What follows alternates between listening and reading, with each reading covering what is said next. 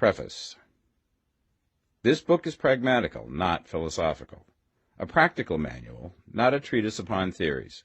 It is intended for the men and women whose most pressing need is for money, who wish to get rich first and philosophize afterward.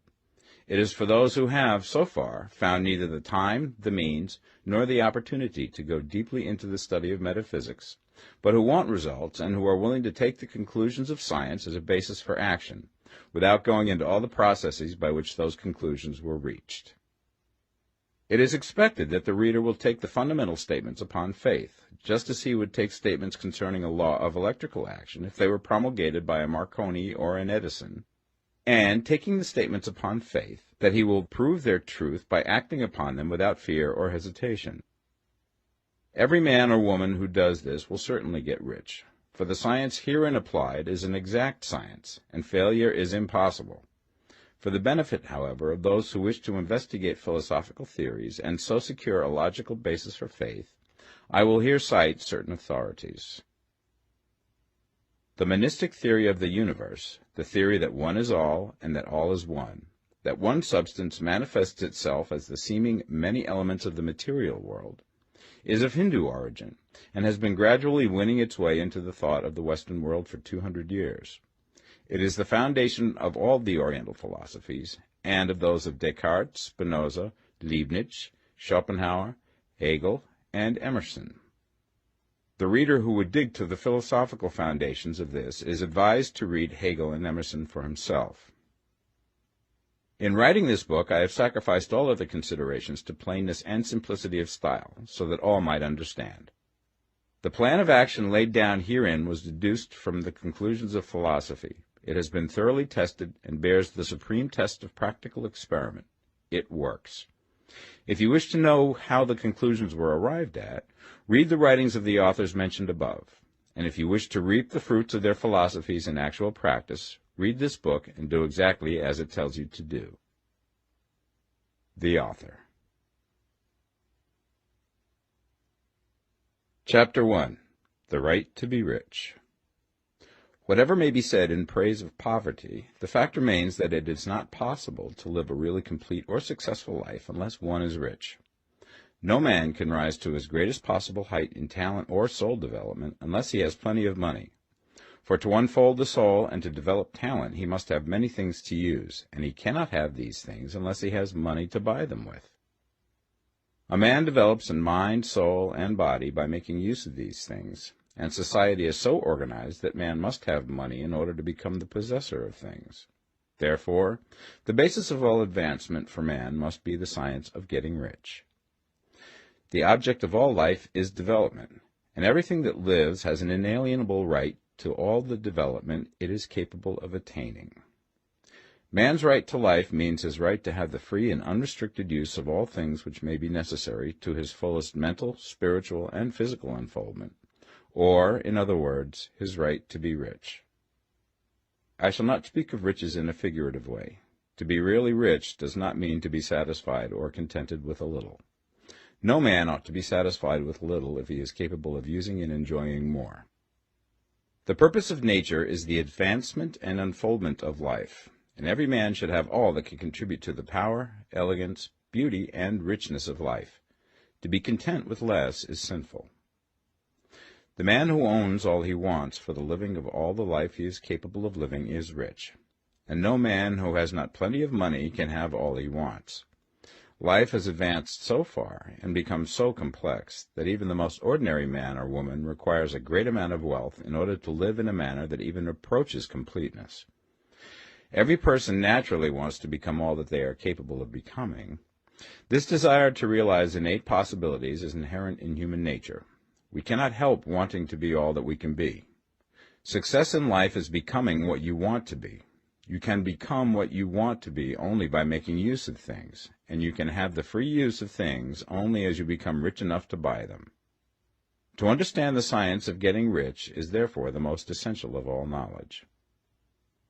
There is nothing wrong in wanting to get rich.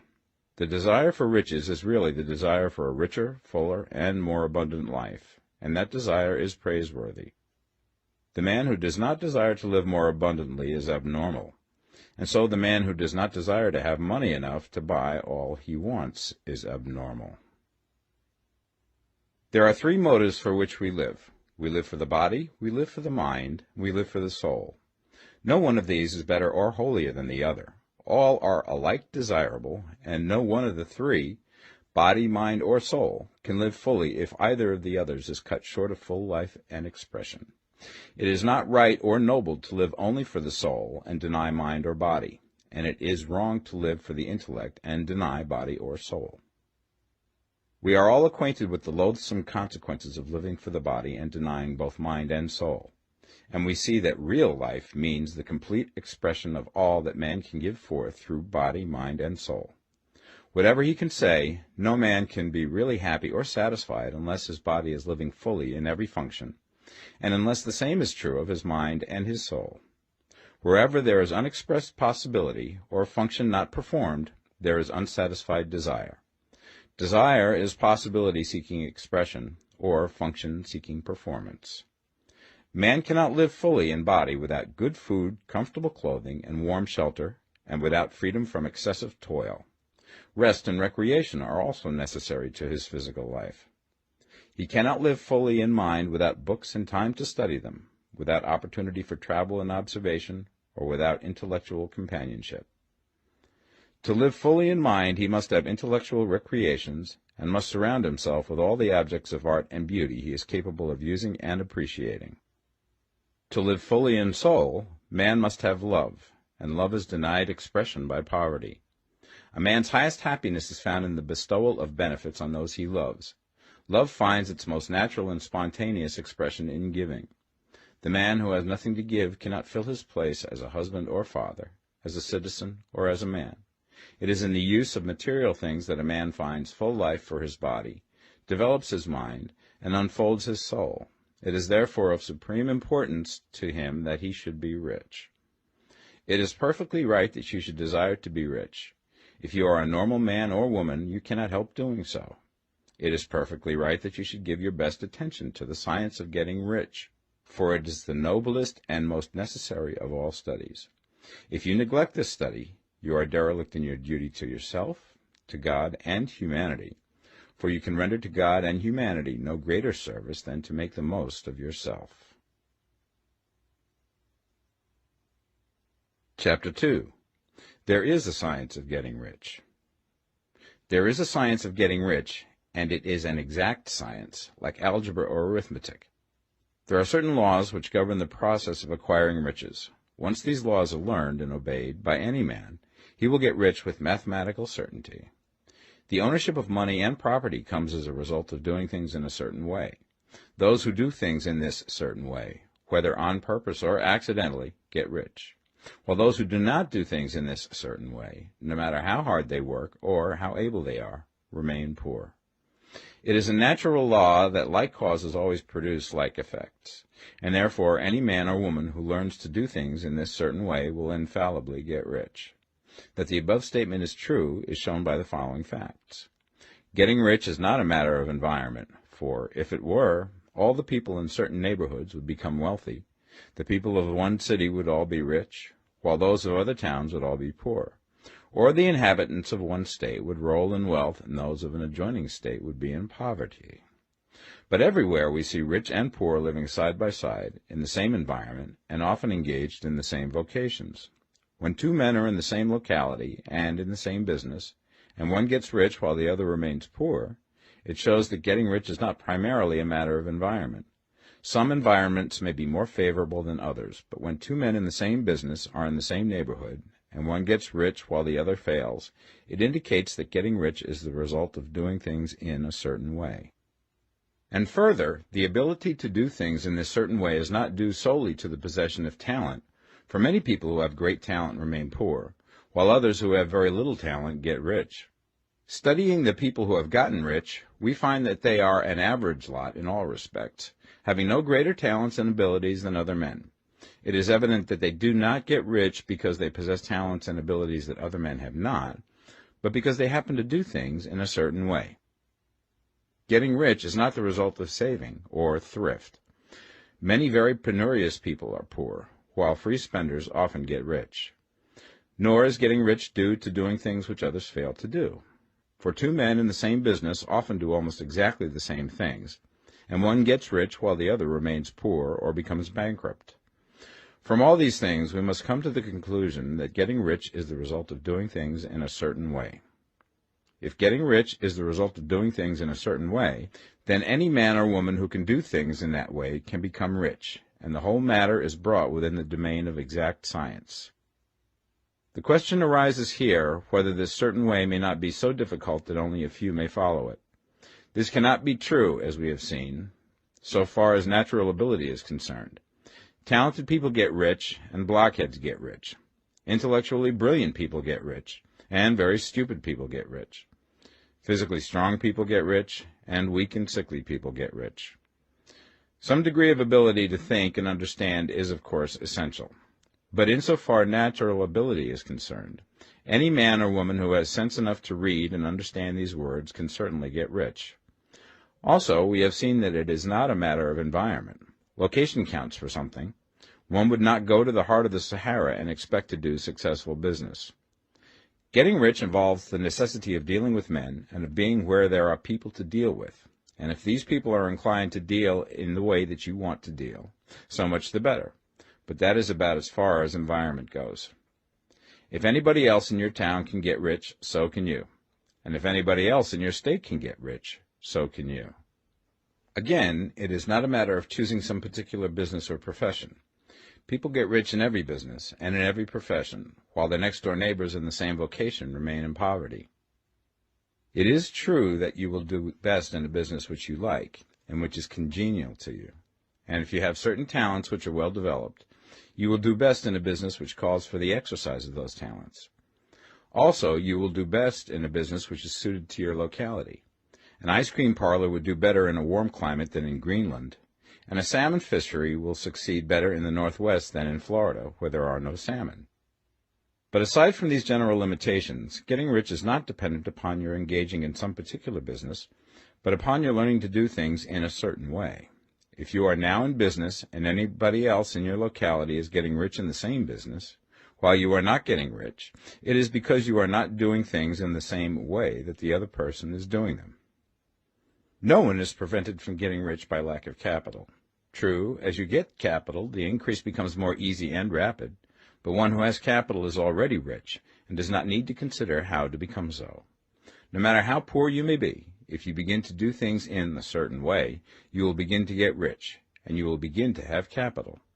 The getting of capital is a part of the process of getting rich, and it is a part of the result which invariably follows the doing of things in a certain way. You may be the poorest man on the continent and be deeply in debt. You may have neither friends, influence, nor resources, but if you begin to do things in this way, you must infallibly begin to get rich, for the like causes must produce like effects. If you have no capital, you can get capital. If you're in the wrong business, you can get into the right business. If you're in the wrong location, you can go to the right location, and you can do so by beginning in your present business and in your present location to do things in the certain way which causes success. Chapter 3. Is opportunity monopolized? No man is kept poor because opportunity has been taken away from him, because other people have monopolized the wealth and have put a fence around it. You may be shut off from engaging in business in certain lines, but there are other channels open to you. Probably it would be hard for you to get control of any of the great railroad systems. That field is pretty well monopolized, but the electric railway business is still in its infancy and offers plenty of scope for enterprise, and it will be but a very few years until traffic and transportation through the air will become a great industry, and in all its branches will give employment to hundreds of thousands and perhaps to millions of people. Why not turn your attention to the development of aerial transportation, instead of competing with J.J. Hill and others for a chance in the steam railway world? It is quite true that if you are a working man in the employ of the Steel Trust, you have very little chance of becoming the owner of the plant in which you work. But it is also true that if you will commence to act in a certain way, you can soon leave the employ of the Steel Trust. You can buy a farm from 10 to 40 acres and engage in business as a producer of foodstuffs. There is great opportunity at this time for men who will live upon small tracts of land and cultivate the same intensively. Such men will certainly get rich. You may say that it is impossible for you to get the land, but I'm going to prove to you that it is not impossible, and that you can certainly get a farm if you will go to work in a certain way. At different periods, the tide of opportunity sets in different directions, according to the needs of the whole, and the particular stage of social evolution which has been reached. At present, in America, it is setting towards agricultural and the allied industries and professions. Today, opportunity is open before the factory worker in his line. It is open before the businessman who supplies the farmer more than before the one who supplies the factory worker, and before the professional man who waits upon the farmer more than before the one who serves the working class.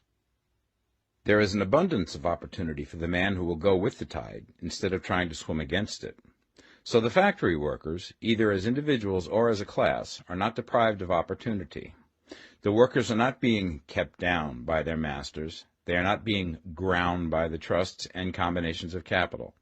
As a class, they are where they are because they do not do things in a certain way. If the workers of America chose to do so, they could follow the example of their brothers in Belgium and other countries and establish great department stores and cooperative industries.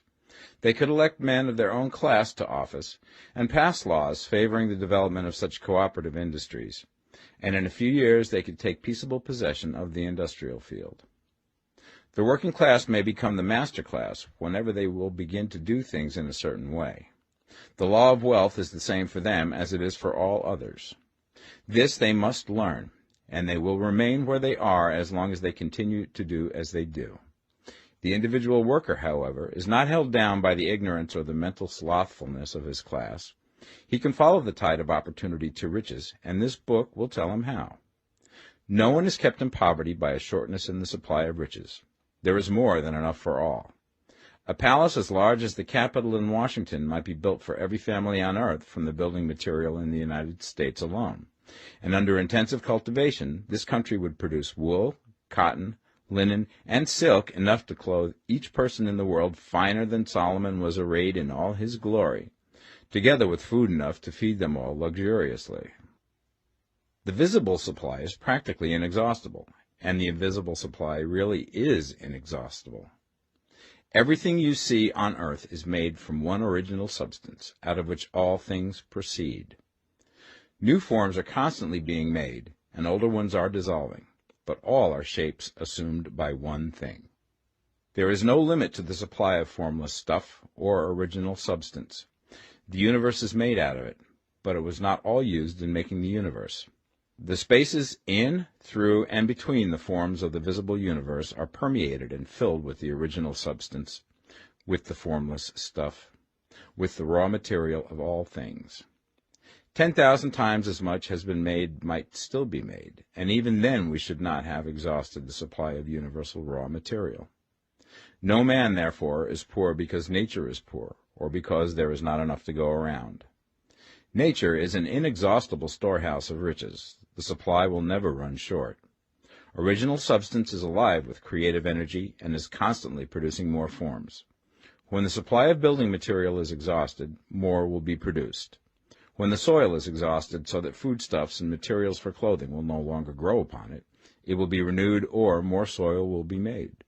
When all the gold and silver has been dug from the earth, if man is still in such a stage of social development that he needs gold and silver, more will be produced from the formless.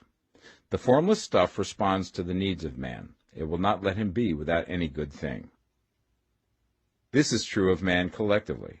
The race as a whole is always abundantly rich, and if individuals are poor, it is because they do not follow the certain way of doing things which makes the individual man rich. The formless stuff is intelligent. It is stuff which thinks. It is alive and is always impelled towards more life. It is the natural and inherent impulse of life to seek to live more. It is the nature of intelligence to enlarge itself, and of consciousness to seek to extend its boundaries and find fuller expression. The universe of forms has been made by formless living substance, throwing itself into form in order to express itself more fully. The universe is a great living presence, always moving inherently towards more life and fuller functioning. Nature is formed for the advancement of life. Its impelling motive is the increase of life. For this cause, everything which can possibly minister to life is bountifully provided. There can be no lack unless God is to contradict himself and nullify his own works. You are not kept poor by lack in the supply of riches. It is a fact which I shall demonstrate a little further on, that even the resources of the formless supply are at the command of the man or woman who will act and think in a certain way. Chapter 4. The first principle in the science of getting rich. Thought is the only power which can produce tangible riches from the formless substance. The stuff from which all things are made is a substance which thinks, and a thought of form in this substance produces the form. Original substance moves according to its thoughts. Every form and process you see in nature is the visible expression of a thought in original substance. As the formless stuff thinks of a form, it takes that form. As it thinks of a motion, it makes that motion. That is the way all things were created. We live in a thought world, which is part of a thought universe. The thought of a moving universe extended through formless substance, and the thinking stuff moving according to that thought, took the form of systems of planets and maintains that form.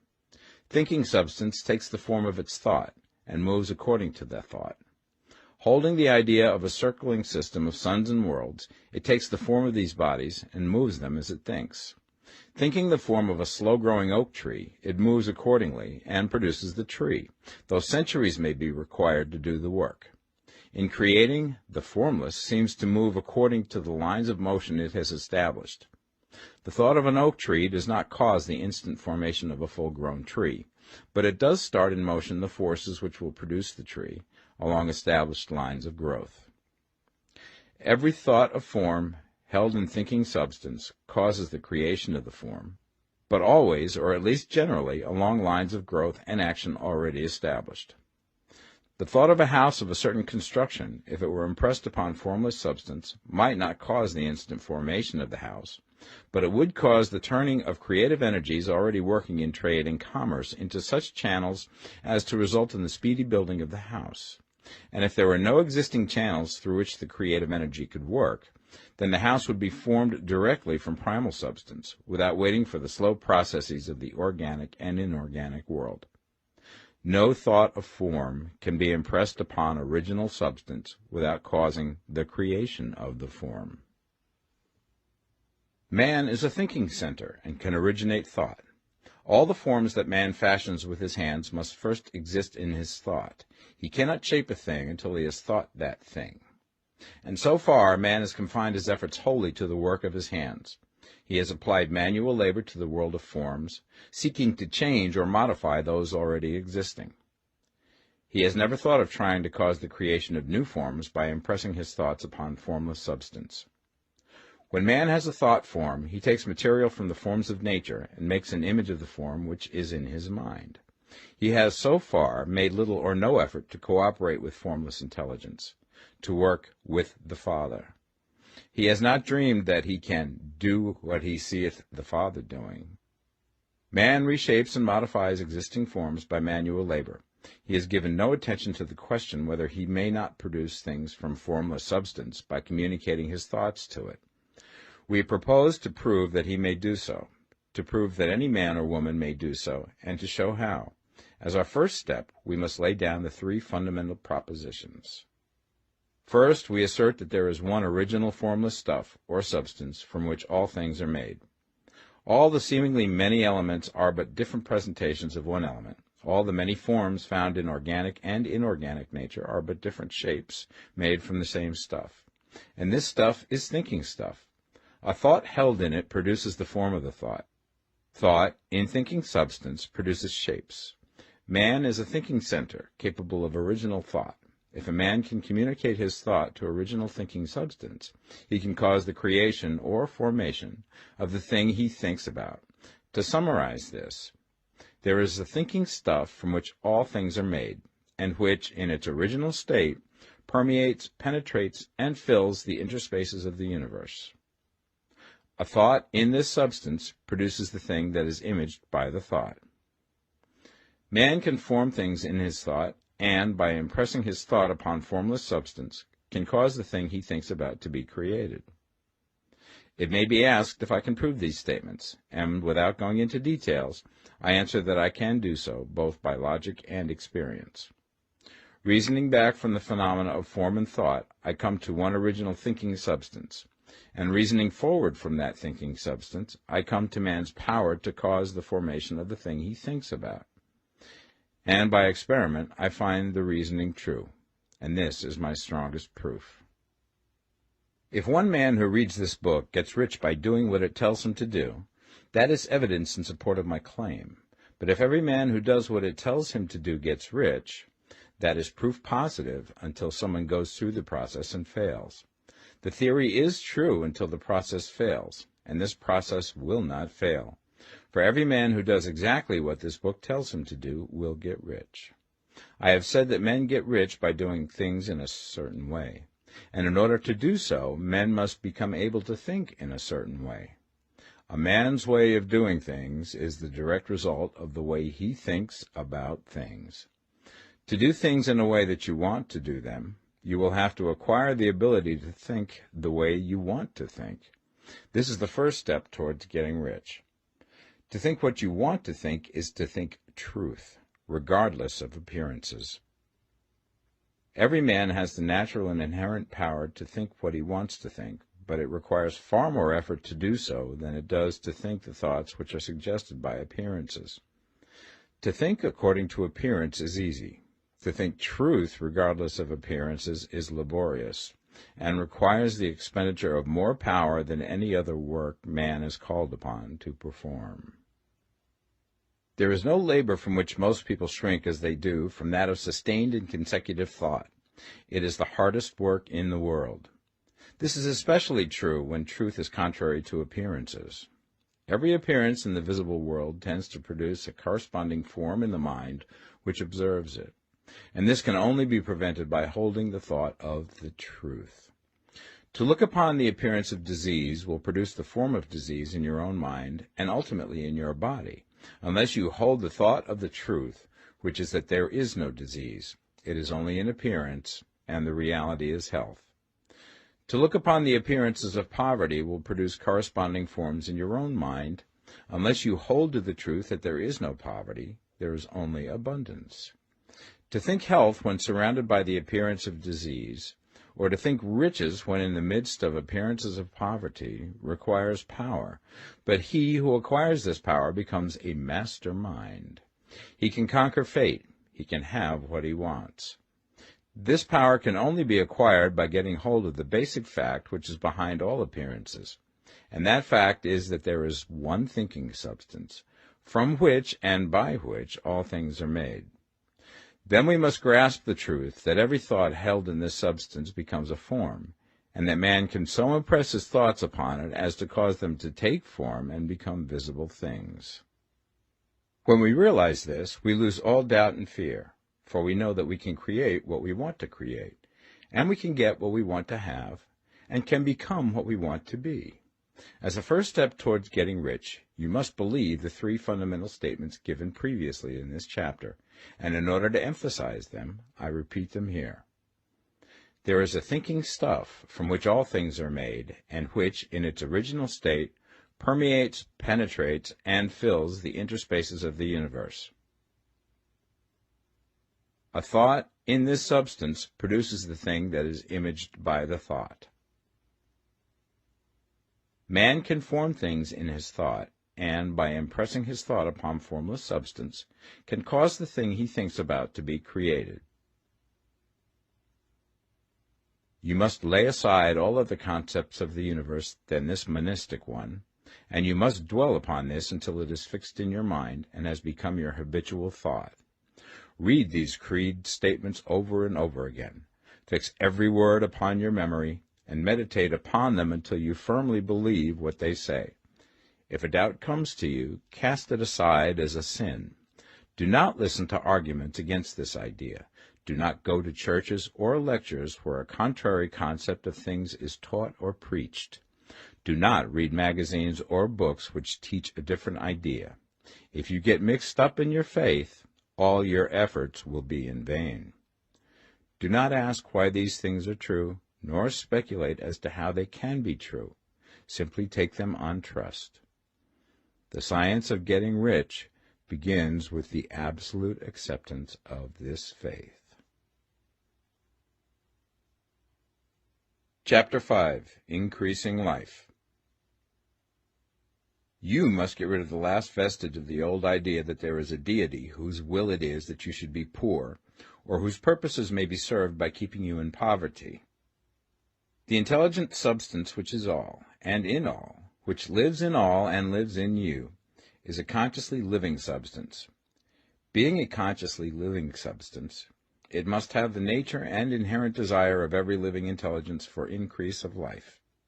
Every living thing must continually seek for the enlargement of its life, because life, in the mere act of living, must increase itself. A seed, dropped into the ground, springs into activity, and in the act of living produces 100 more seeds. Life, by living, multiplies itself. It is forever becoming more. It must do so if it continues to be at all. Intelligence is under the same necessity for continuous increase. Every thought we think makes it necessary for us to think another thought. Consciousness is continually expanding. Every fact we learn leads us to the learning of another fact. Knowledge is continually increasing. Every talent we cultivate brings to the mind the desire to cultivate another talent. We are subject to the urge of life, seeking expression, which ever drives us on to know more, to do more, and to be more. In order to know more, do more, and be more, we must have more. We must have things to use, for we learn and do and become only by using things. We must get rich so that we can live more. The desire for riches is simply the capacity for larger life seeking fulfillment. Every desire is the effort of an unexpressed possibility to come into action. It is power seeking to manifest which causes desire. That which makes you want more money is the same as that which makes the plant grow. It is life, seeking fuller expression. The one living substance must be subject to this inherent law of all life. It is permeated with the desire to live more. That is why it is under the necessity of creating things. The one substance desires to live more in you. Hence, it wants you to have all the things you can use. It is the desire of God that you should get rich. He wants you to get rich because he can express himself better through you if you have plenty of things to use in giving him expression. He can live more in you if you have unlimited command of the means of life. The universe desires you to have everything you want to have. Nature is friendly to your plans. Everything is naturally for you. Make up your mind that this is true. It is essential, however, that your purpose should harmonize with the purpose that is in all. You must want real life, not mere pleasure of sensual gratification. Life is the performance of function, and the individual really lives only when he performs every function, physical, mental, and spiritual, of which he is capable, without excess in any. You do not want to get rich in order to live swinishly, for the gratification of animal desires. That is not life. But the performance of every physical function is a part of life, and no one lives completely who denies the impulses of the body a normal and healthful expression. You do not want to get rich solely to enjoy mental pleasures, to get knowledge, to gratify ambition, to outshine others, to be famous. All these are a legitimate part of life, but the man who lives for the pleasures of the intellect alone will only have a partial life, and he will never be satisfied with his lot. You do not want to get rich solely for the good of others, to lose yourself for the salvation of mankind, to experience the joys of philanthropy and sacrifice. The joys of the soul are only a part of life, and they are no better or nobler than any other part. You want to get rich in order that you may eat, drink, and be merry when it is time to do these things, in order that you may surround yourself with beautiful things, see distant lands, feed your mind, and develop your intellect, in order that you may love men and do kind things, and be able to play a good part in helping the world to find truth. But remember that extreme altruism is no better and no nobler than extreme selfishness. Both are mistakes. Get rid of the idea that God wants you to sacrifice yourself for others, and that you can secure his favor by doing so. God requires nothing of the kind. What he wants is that you should make the most of yourself, for yourself and for others, and you can help others more by making the most of yourself than in any other way. You can make the most of yourself only by getting rich, so it is right and praiseworthy that you should give your first and best thought to the work of acquiring wealth. Remember, however, that the desire of substance is for all, and its movements must be for more life to all. It cannot be made to work for less life to any, because it is equally in all, seeking riches and life. Intelligent substance will make things for you, but it will not take things away from someone else and give them to you. You must get rid of the thought of competition. You are to create, not to compete for what is already created. You do not have to take anything away from anyone. You do not have to drive sharp bargains. You do not have to cheat or to take advantage. You do not need to let any man work for you for less than he earns. You do not have to covet the property of others or to look at it with wishful eyes. No man has anything of which you cannot have the like, and that without taking what he has away from him. You are to become a creator, not a competitor. You are going to get what you want, but in such a way that when you get it, every other man will have more than he has now. I am aware that there are men who get a vast amount of money by proceeding in direct opposition to the statements in the paragraph above, and may add a word of explanation here. Men of the plutocratic type, who become very rich, do so sometimes purely by their extraordinary ability on the plane of competition, and sometimes they unconsciously relate themselves to substance and its great purposes and movements for the general racial upbuilding through industrial evolution.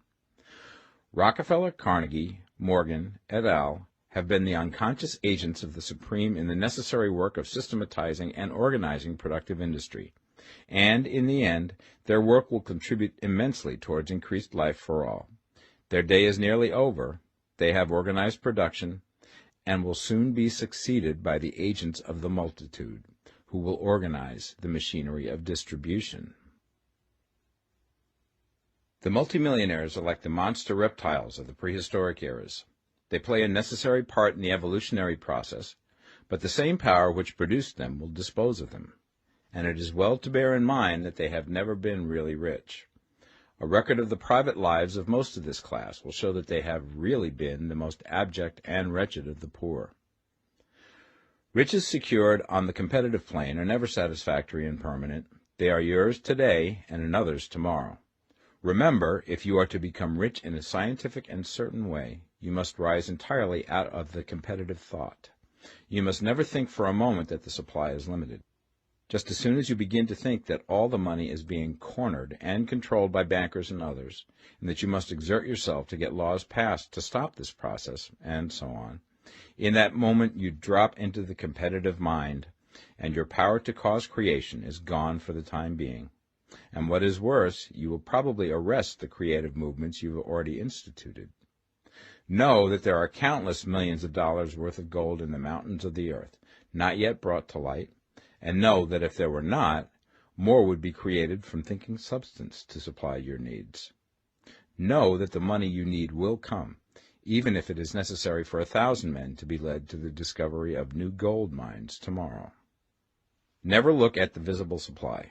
Look always at the limitless riches in formless substance, and know that they are coming to you as fast as you can receive and use them. Nobody, by cornering the visible supply, can prevent you from getting what is yours. So never allow yourself to think for an instant that all the best building spots will be taken before you get ready to build your house, unless you hurry. Never worry about the trusts and combines, and get anxious for fear that they will soon come to own the whole earth. Never get afraid that you will lose what you want because some other person beat you to it. That cannot possibly happen. You are not seeking anything that is possessed by anybody else. You are causing what you want to be created from formless substance, and the supply is without limits. Stick to the formulated statement.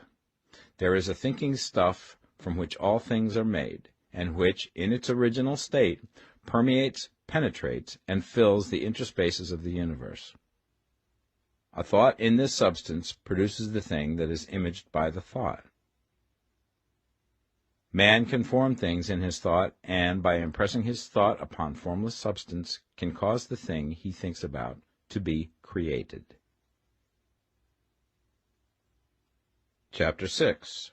How Riches Come to You. When I say that you do not have to drive sharp bargains, I do not mean that you do not have to drive any bargains at all, or that you are above the necessity for having any dealings with your fellow men. I mean that you will not need to deal with them unfairly. You do not have to get something for nothing, but can give to every man more than you take from him. You cannot give every man more in cash market value than you take from him, but you can give him more in use value than the cash value of the thing you take from him. The paper, ink, and other material in this book may not be worth the money you pay for it, but if the ideas suggested by it bring you thousands of dollars, you have not been wronged by those who sold it to you. They have given you a great use value for a small cash value. Let us suppose that I own a picture by one of the great artists, which in any civilized community is worth thousands of dollars. I take it to Baffin Ray, and by salesmanship induce an Eskimo to give a bundle of furs worth $500 for it.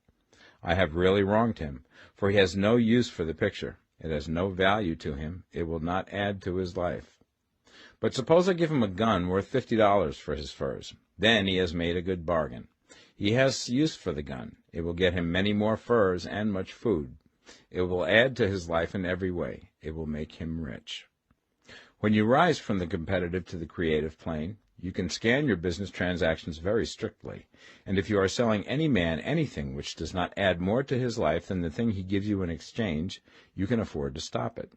You do not have to beat anybody in business, and if you are in a business which does beat people, get out of it at once. Give every man more in use value than you take from him in cash value. Then you are adding to the life of the world by every business transaction. If you have people working for you, you must take from them more in cash value than you pay them in wages. But you can so organize your business that it will be filled with the principle of advancement, and so that each employee who wishes to do so may advance a little every day. You can make your business do for your employees what this book is doing for you. You can so conduct your business that it will be a sort of ladder, by which every employee who will take the trouble may climb to riches himself, and, given the opportunity, if he will not do so, it is not your fault. And finally, because you are to cause the creation of your riches from formless substance which permeates all your environment, it does not follow that they are to take shape from the atmosphere and come into being before your eyes. If you want a sewing machine, for instance, I do not mean to tell you that you are to impress the thought of a sewing machine on thinking substance until the machine is formed without hands, in the room where you sit or elsewhere. But if you want a sewing machine, hold the mental image of it with the most positive certainty that it is being made, or is on its way to you. After once forming the thought, have the most absolute and unquestioning faith that the sewing machine is coming. Never think of it, or speak of it, in any other way than as being sure to arrive. Claim it as already yours. It will be brought to you by the power of the Supreme Intelligence, acting upon the minds of men. If you live in Maine, it may be that a man will be brought from Texas or Japan to engage in some transaction which will result in your getting what you want. If so, the whole matter will be as much to that man's advantage as it is to yours. Do not forget for a moment that the thinking substance is through all, in all, communicating with all, and can influence all. The desire of thinking substance for a fuller life and better living has caused the creation of all the sewing machines already made, and it can cause the creation of millions more, and will, whenever men set it in motion by desire and faith, and by acting in a certain way. You can certainly have a sewing machine in your house, and it is just as certain that you can have any other thing or things which you want, and which you will use for the advancement of your own life and the lives of others. You need not hesitate about asking largely. It is your Father's pleasure to give you the kingdom, said Jesus. Original substance wants to live all that is possible in you, and wants you to have all that you can or will use for the living of the most abundant life. If you fix upon your consciousness the fact that the desire you feel for the possession of riches is one with the desire of omnipotence for more complete expression, your faith becomes invincible. Once I saw a little boy sitting at a piano, and vainly tried to bring harmony out of the keys, and I saw that he was grieved and provoked by his inability to play real music. I asked him the cause of his vexation, and he answered, "I can feel the music in me, but I can't make my hands go right." The music in him was the urge of original substance, containing all the possibilities of all life. All that there is of music was seeking expression through the child. God, the one substance, is trying to live and do and enjoy things through humanity. He is saying, I want hands to build wonderful structures, to play divine harmonies, to paint glorious pictures. I want feet to run my errands, eyes to see my beauties, tongues to tell mighty truths and to sing marvelous songs, and so on. All that there is of possibility is seeking expression through men. God wants those who can play music to have pianos and every other instrument, and to have the means to cultivate their talents to the fullest extent. He wants those who can appreciate beauty to be able to surround themselves with beautiful things. He wants those who can discern truth to have every opportunity to travel and observe. He wants those who can appreciate dress to be beautifully clothed, and those who can appreciate good food to be luxuriously fed. He wants all these things because it is himself that enjoys and appreciates them. It is God who wants to play and sing and enjoy beauty and proclaim truth and wear fine clothes and eat good food. It is God that worketh in you to will and to do, said Paul. The desire you feel for riches is the infinite, seeking to express himself in you as he sought to find expression in the little boy at the piano. So you need not hesitate to ask largely. Your part is to focalize and express the desire to God. This is a difficult point with most people. They retain some of the old idea that poverty and self-sacrifice are pleasing to God. They look upon poverty as a part of the plan, a necessity of nature. They have the idea that God has finished his work and made all that he can make, and that the majority of men must stay poor because there is not enough to go around. They hold to so much of this erroneous thought that they feel ashamed to ask for wealth. They try not to want more than a very modest competence, just enough to make them fairly comfortable. I recall now the case of one student who was told that he must get in mind a clear picture of the things he desired, so that the creative thought of them might be impressed upon formless substance. He was a very poor man, living in a rented house, and having only what he earned from day to day, and he could not grasp the fact that all wealth was his. So, after thinking the matter over, he decided that he might reasonably ask for a new rug for the floor of his best room, and an anthracite coal stove to heat the house during the cold weather. Following the instructions given in this book, he obtained these things in a few months, and then it dawned upon him that he had not asked enough. He went through the house in which he lived, and planned all the improvements he would like to make in it. He mentally added a bay window here and a room there, until it was complete in his mind as an ideal home, and then he planned its furnishings. Holding the whole picture in his mind, he began living in the certain way, and moving towards what he wanted, and he now owns the house, and is rebuilding it after the form of his mental image. And now, with still larger faith, he is going to get greater things. It has been unto him according to his faith, and it is so with you and with all of us. Chapter 7. Gratitude. The illustrations given in the last chapter will have conveyed the fact that the first step towards getting rich is to convey the idea of your wants to the formless substance. This is true, and you will see that in order to do so, it becomes necessary to relate yourself to the formless intelligence in a harmonious way. To secure this harmonious relation is a matter of such primary and vital importance that I shall give some space to its discussion here, and give you instructions which, if you will follow them, will be certain to bring you into perfect unity of mind with God. The whole process of mental adjustment and atonement can be summed up in one word: gratitude. First, you believe that there is one intelligent substance from which all things proceed. Second, you believe that this substance gives you everything you desire. And third, you relate yourself to it by a feeling of deep and profound gratitude. Many people who order their lives rightly in all other ways are kept in poverty by their lack of gratitude.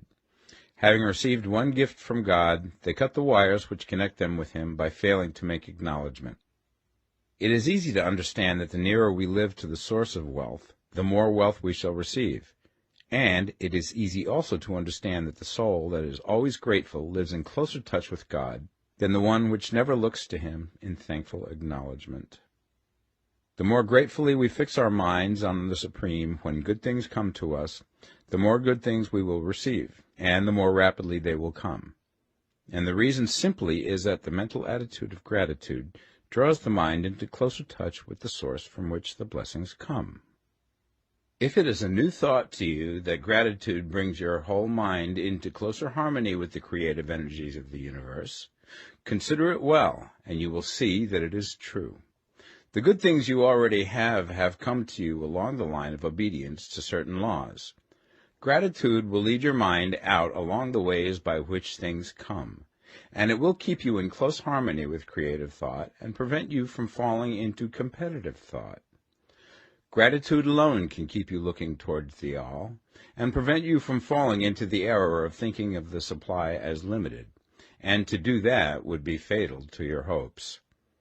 There is a law of gratitude, and it is absolutely necessary that you should observe the law if you are to get the results you seek. The law of gratitude is the natural principle that action and reaction are always equal, and in opposite directions. The grateful outreaching of your mind in thankful praise to the Supreme is a liberation or expenditure of force. It cannot fail to reach that to which it is addressed, and the reaction is an instantaneous movement towards you. Draw nigh unto God, and he will draw nigh unto you. That is a statement of psychological truth. And if your gratitude is strong and constant, the reaction in formless substance will be strong and continuous. The movement of the things you want will always be towards you. Notice the grateful attitude that Jesus took, how he always seemed to be saying, I thank thee, Father, that thou hearest me. You cannot exercise much power without gratitude, for it is gratitude that keeps you connected with power. But the value of gratitude does not consist solely in getting you more blessings in the future. Without gratitude, you cannot long keep from dissatisfied thought regarding things as they are. The moment you permit your mind to dwell with dissatisfaction upon things as they are, you begin to lose ground. You fix attention upon the common, the ordinary, the poor, and the squalid and mean, and your mind takes the form of these things. Then you will transmit these forms or mental images to the formless, and the common, the poor, the squalid, and mean will come to you. To permit your mind to dwell upon the inferior is to become inferior, and to surround yourself with inferior things. On the other hand, to fix your attention on the best is to surround yourself with the best, and to become the best. The creative power within us makes us into the image of that to which we give our attention. We are thinking substance, and thinking substance always takes the form of that which it thinks about. The grateful mind is constantly fixed upon the best. Therefore it tends to become the best. It takes the form or character of the best and will receive the best. Also, faith is born of gratitude. The grateful mind continually expects good things, and expectation becomes faith. The reaction of gratitude upon one's own mind produces faith, and every outgoing wave of grateful thanksgiving increases faith. He who has no feeling of gratitude cannot long retain a living faith, and without a living faith you cannot get rich by the creative method, as we shall see in the following chapters. It is necessary, then, to cultivate the habit of being grateful for every good thing that comes to you, and to give thanks continuously. And because all things have contributed to your advancement, you should include all things in your gratitude. Do not waste time thinking or talking about the shortcomings or wrong actions of plutocrats or trust magnates. Their organization of the world has made your opportunity. All you get really comes to you because of them. Do not rage against corrupt politicians. If it were not for politicians, we should fall into anarchy, and your opportunity would be greatly lessened. God has worked a long time and very patiently to bring us up to where we are in industry and government, and he is going right on with his work. There is not the least doubt that he will do away with plutocrats, trust magnates, captains of industry, and politicians as soon as they can be spared. But in the meantime, behold, they are all very good. Remember that they are all helping to arrange the lines of transmission along which your riches will come to you, and be grateful to them all. This will bring you into harmonious relations with the good in everything, and the good in everything will move toward you.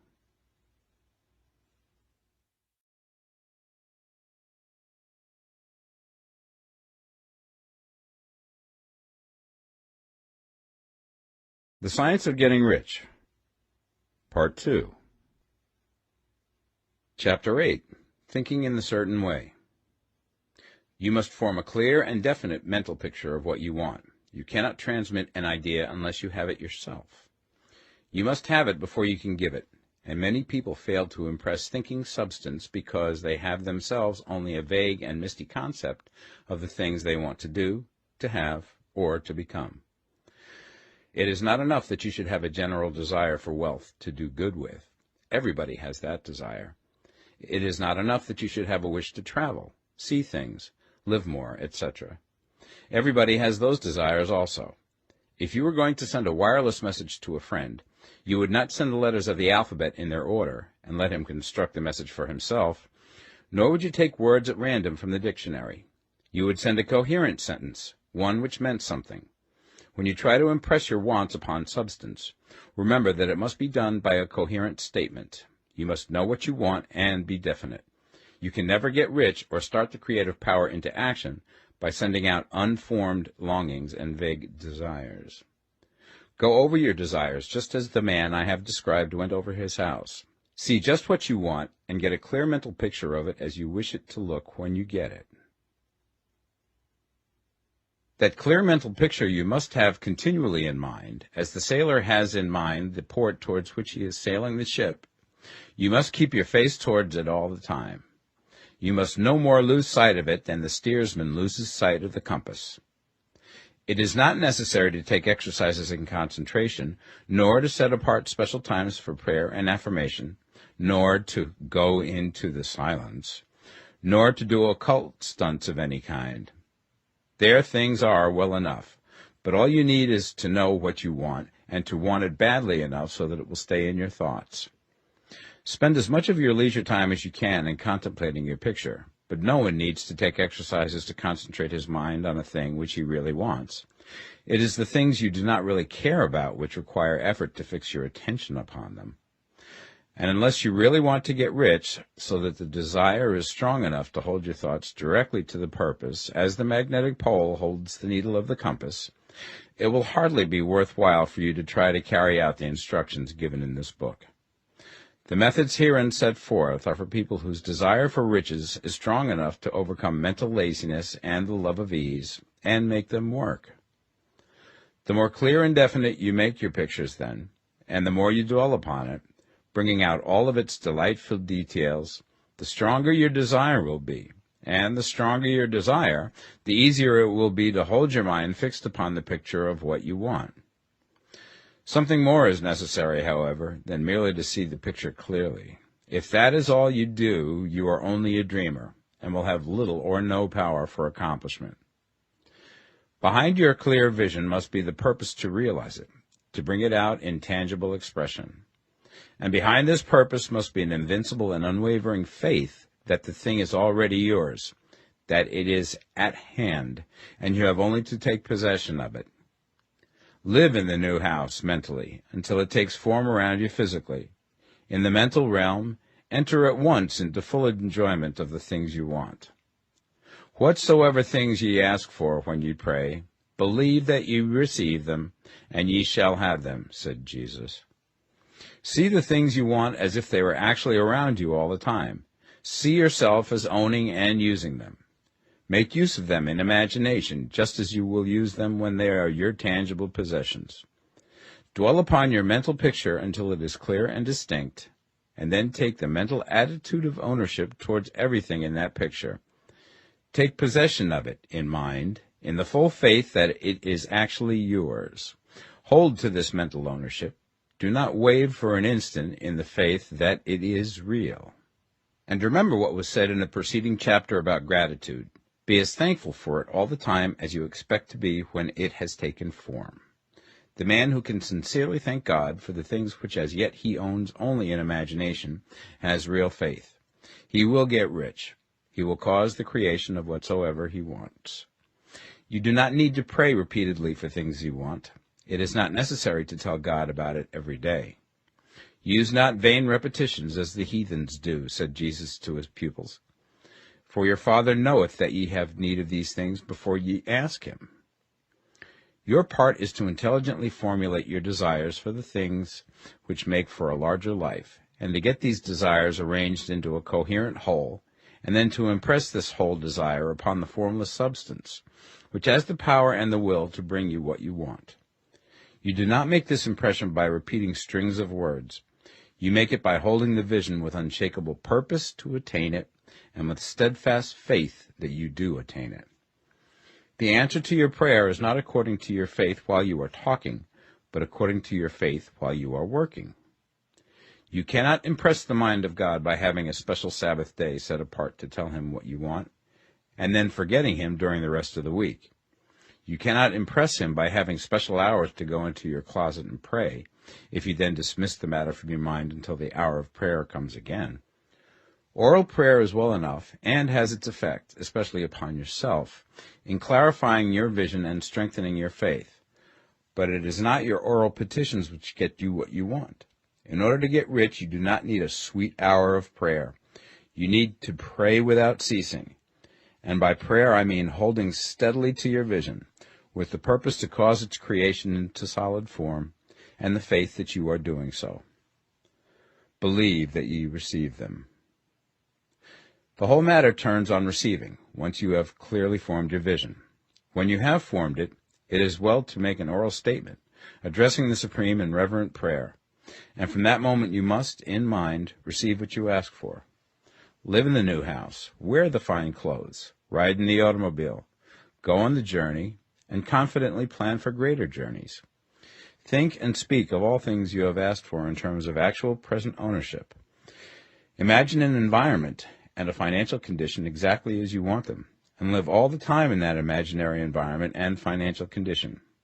Mind, however, that you do not do this as a mere dreamer and castle builder. Hold to the faith that the imaginary is being realized, and to the purpose to realize it. Remember that it is faith and purpose in the use of imagination which makes the difference between the scientist and the dreamer. And having learned this fact, it is here that you must learn the proper use of the will. Chapter 9. How to Use the Will. To set about getting rich in a scientific way, you do not try to apply your willpower to anything outside of yourself. You have no right to do so anyway. It is wrong to apply your will to other men and women in order to get them to do what you wish done.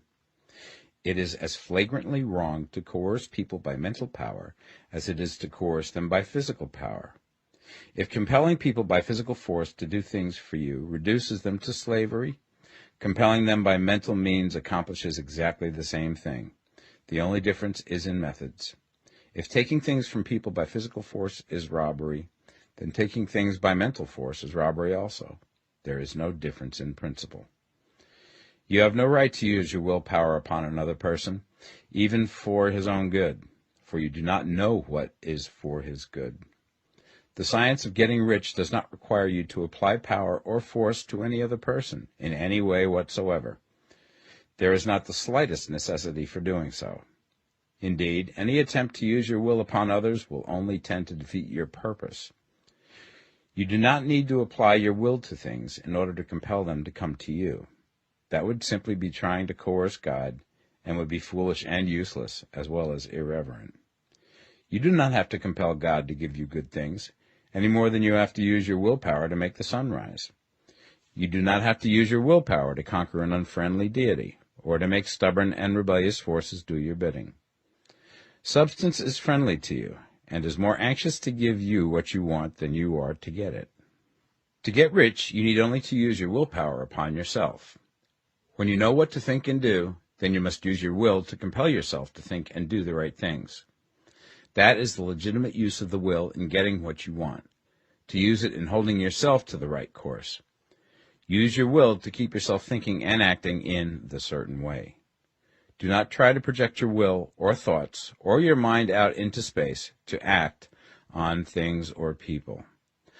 Keep your mind at home. It can accomplish more there than elsewhere. Use your mind to form a mental image of what you want and to hold that vision with faith and purpose, and use your will to keep your mind working in the right way.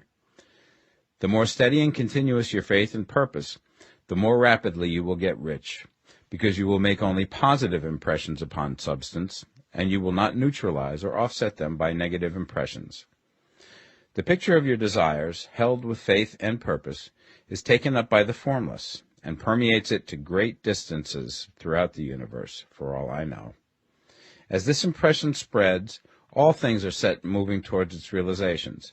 Every living thing, every inanimate thing, and the things yet uncreated are stirred towards bringing into being that which you want. All forces begin to be exerted in that direction. All things begin to move towards you. The minds of people everywhere are influenced towards doing the things necessary to the fulfilling of your desires, and they work for you unconsciously. But you can check all this by starting a negative impression in the formless substance.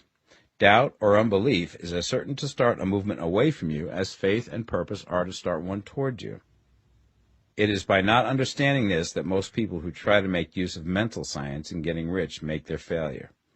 Every hour and moment you spend in giving heeds to doubts and fears.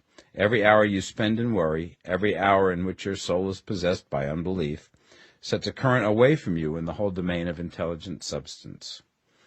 All the promises are unto them that believe, and unto them only. Notice how insistent Jesus was upon this point of belief, and now you know the reason why. Since belief is all important, it behooves you to guard your thoughts, and as your beliefs will be shaped to a very great extent by the things you observe and think about, it is important that you should command your attention.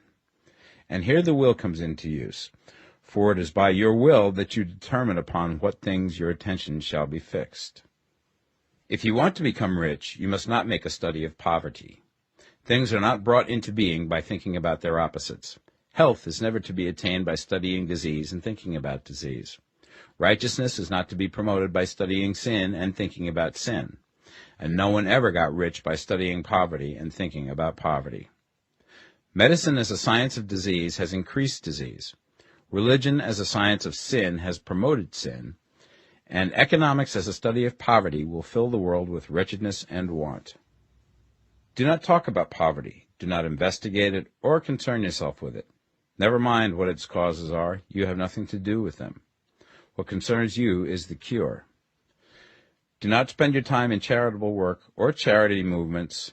All charity only tends to perpetuate the wretchedness it aims to eradicate. I do not say that you should be hard-hearted or unkind and refuse to hear the cry of need, but you must not try to eradicate poverty in any of the conventional ways. Put poverty behind you, and put all that pertains to it behind you, and make good. Get rich. That is the best way you can help the poor. And you cannot hold the mental image which is to make you rich if you fill your mind with pictures of poverty. Do not read books or papers which give circumstantial accounts of the wretchedness of the tenement dwellers, of the horrors of child labor, and so on. Do not read anything which fills your mind with gloomy images of want and suffering. You cannot help the poor in the least by knowing about these things, and the widespread knowledge of them does not tend at all to do away with poverty. What tends to do away with poverty is not getting the pictures of poverty into your mind, but getting pictures of wealth into the minds of the poor. You are not deserting the poor in their misery when you refuse to allow your mind to be filled with pictures of that misery. Poverty can be done away with, not by increasing the number of well-to-do people who think about poverty, but by increasing the number of poor people who purpose with faith to get rich. The poor do not need charity, they need inspiration. Charity only sends them a loaf of bread to keep them alive in their wretchedness, or give them an entertainment to make them forget for an hour or two. But inspiration will cause them to rise out of their misery. If you want to help the poor, demonstrate to them that they can become rich. Prove it by getting rich yourself. The only way in which poverty will ever be banished from this world is by getting a large and constantly increasing number of people to practice the teachings of this book. People must be taught to become rich by creation, not by competition. Every man who becomes rich by competition throws down behind him the ladder by which he rises and keeps others down. But every man who gets rich by creation opens a way for thousands to follow him and inspires them to do so. You are not showing hardness of heart or an unfeeling disposition when you refuse to pity poverty, see poverty, read about poverty, or think or talk about it, or to listen to those who do talk about it. Use your willpower to keep your mind off the subject of poverty and to keep it fixed with faith and purpose on the vision of what you want. Chapter 10. Further Use of the Will. You cannot retain a true and clear vision of wealth if you are constantly turning your attention to opposing pictures, whether they be external or imaginary. Do not tell of your past troubles of a financial nature, if you have had them. Do not think of them at all. Do not tell of the poverty of your parents, or the hardships of your early life. To do any of these things is to mentally class yourself with the poor for the time being, and it will certainly check the movement of things in your direction. Let the dead bury their dead, as Jesus said. Put poverty and all things that pertain to poverty completely behind you. You have accepted a certain theory of the universe as being correct, and are resting all your hopes of happiness on its being correct. And what can you gain by giving heed to conflicting theories? Do not read religious books which tell you that the world is soon coming to an end, and do not read the writing of muckrakers and pessimistic philosophers who tell you that it is going to the devil. The world is not going to the devil. It is going to God. It is wonderful becoming. True, there may be a good many things in existing conditions which are disagreeable, but what is the use of studying them when they are certainly passing away, and when the study of them only tends to check their passing and keep them with us? Why give time and attention to things which are being removed by evolutionary growth, when you can hasten their removal only by promoting the evolutionary growth as far as your part of it goes? No matter how horrible and seeming may be the conditions in certain countries, sections, or places, you waste your time and destroy your own chances by considering them. You should interest yourself in the world's becoming rich. Think of the riches in the world as coming to, instead of the poverty it is growing out of. And bear in mind that the only way in which you can assist the world in growing rich is by growing rich yourself through creative method, not the competitive one. Give your attention wholly to riches. Ignore poverty. Whenever you think or speak of those who are poor, think and speak of them as those who are becoming rich, as those who are to be congratulated rather than pitied. Then they and others will catch the inspiration and begin to search for the way out. Because I say that you are to give your whole time and mind and thought to riches, it does not follow that you are to be sordid or mean. To become really rich is the noblest aim you can have in life, for it includes everything else. On the competitive plane, the struggle to get rich is a godless scramble for power over other men. But when we come into the creative mind, all this is changed. All that is possible in the way of greatness and soul unfoldment, of service and lofty endeavor, comes by way of getting rich. All is made possible by the use of things. If you lack for physical health, you will find that the attainment of it is conditional on you getting rich. Only those who are emancipated from financial worry, and who have the means to live a carefree existence and follow hygienic practices, can have and retain health. Moral and spiritual greatness is possible only to those who are above the competitive battle for existence, and only those who are becoming rich on the plane of creative thought are free from the degrading influences of competition. If your heart is set on domestic happiness, remember that love flourishes best when there is refinement, a high level of thought, and freedom from corrupting influences. And these are to be found only where riches are attained by the exercise of creative thought, without strife or rivalry. You can aim at nothing so great or noble, I repeat, as to become rich, and you must fix your attention upon your mental picture of riches, to the exclusion of all that may tend to dim or obscure the vision. You must learn to see the underlying truth in all things. You must see beneath all seemingly wrong conditions the great one life, ever moving forward towards fuller expression and more complete happiness. It is the truth that there is no such thing as poverty, that there is only wealth. Some people remain in poverty because they are ignorant of the fact that there is wealth for them, and these can best be taught by showing them the way to affluence in your own person and practice. Others are poor because, while they feel that there is a way out, they are too intellectually indolent to put forth the mental effort necessary to find that way and by travel it. Others still are poor because, while they have some notion of science, they have become so swamped and lost in the maze of metaphysical and occult theories that they do not know which road to take. They try a mixture of many systems and fail in all. For these, again, the very best thing to do is to show the right way in your own person and practice. An ounce of doing things is worth a pound of theorizing. The very best thing you can do for the whole world is to make the most of yourself. You can serve God and man in no more effective way than by getting rich, That is, if you get rich by the creative method and not by the competitive one. Another thing. We assert that this book gives in detail the principles of the science of getting rich, and if that is true, you do not need to read any other book upon the subject. This may sound narrow and egotistical, but consider. There is no more scientific method of computation in mathematics than by addition, subtraction, multiplication, and division. No other method is possible. There can be but one shortest distance between 2 points. There is only one way to think scientifically, and that is to think in the way that leads by the most direct and simple route to the goal.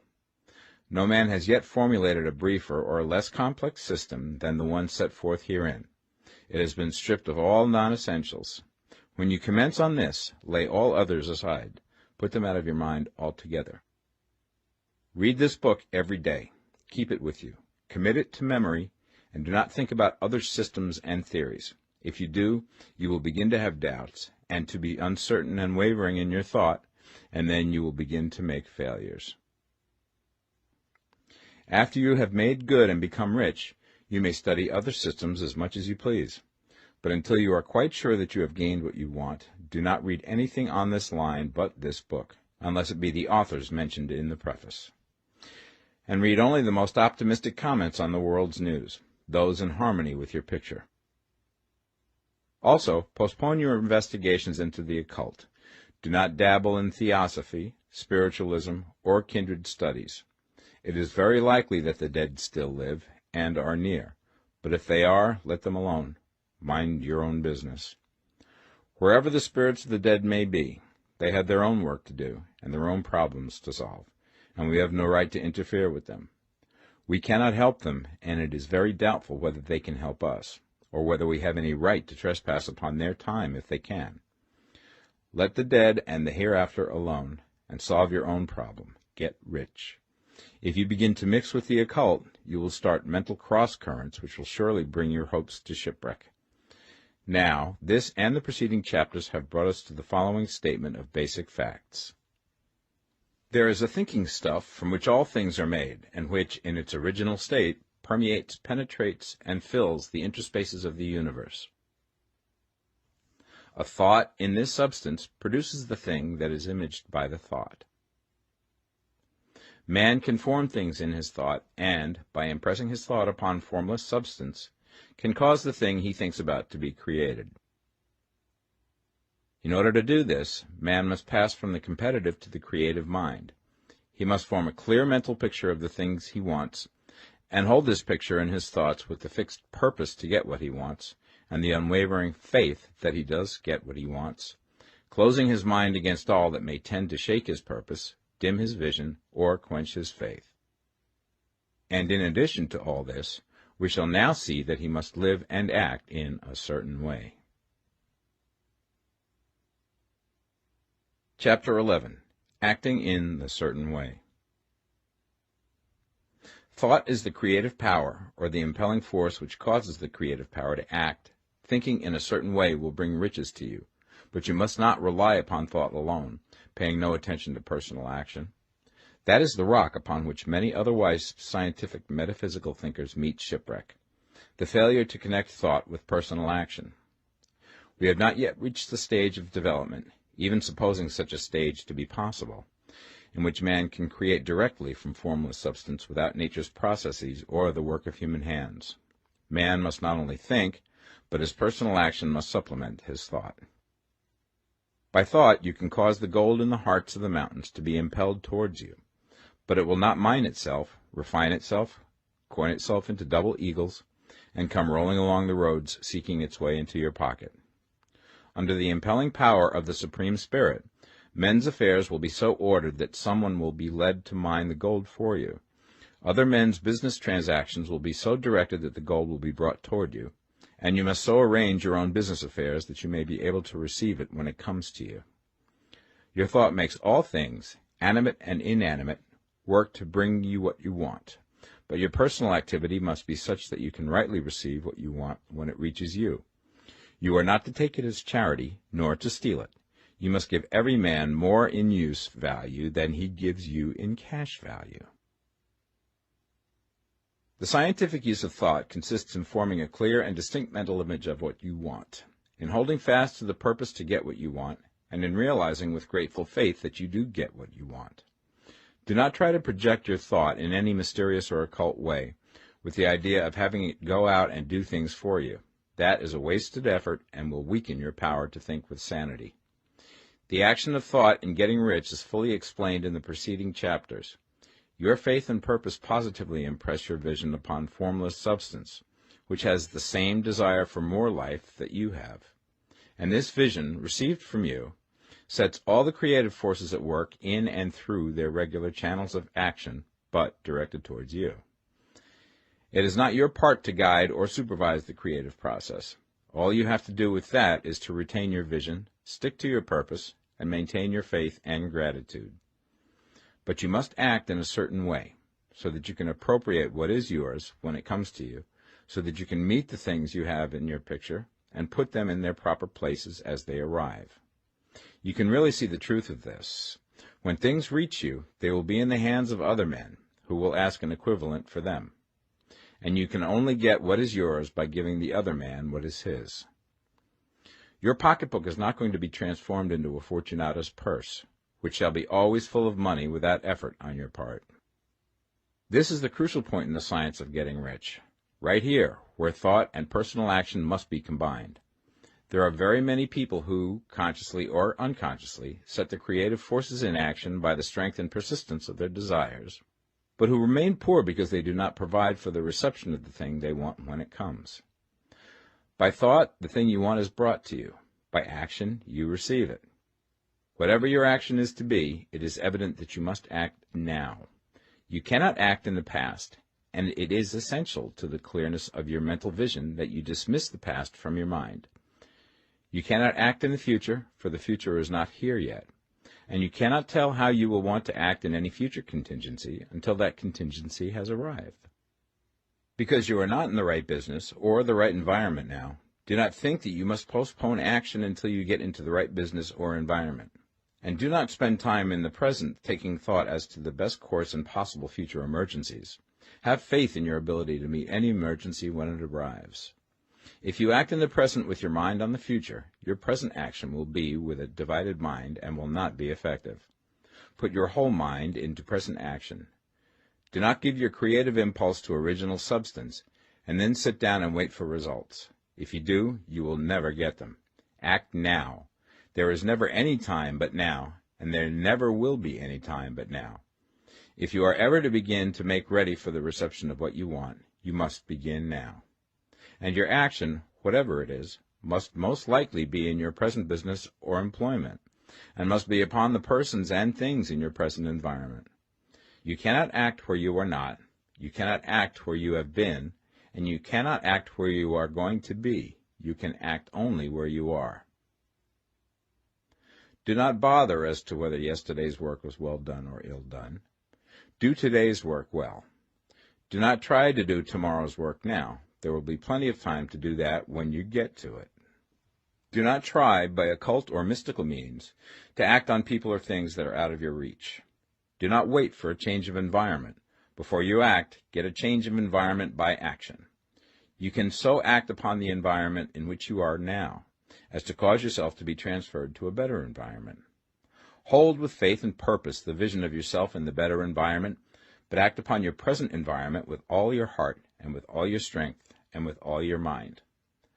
Do not spend any time in daydreaming or castle building. Hold to the one vision of what you want and act now. Do not cast about seeking some new thing to do, or some strange, unusual, or remarkable action to perform as a first step towards getting rich. It is probable that your actions, at least for some time to come, will be those you have been performing for some time past, but you are to begin now to perform these actions in a certain way, which will surely make you rich. If you are engaged in some business and feel that it is not the right one for you, do not wait until you get into the right business before you begin to act. Do not feel discouraged, or sit down and lament because you are misplaced.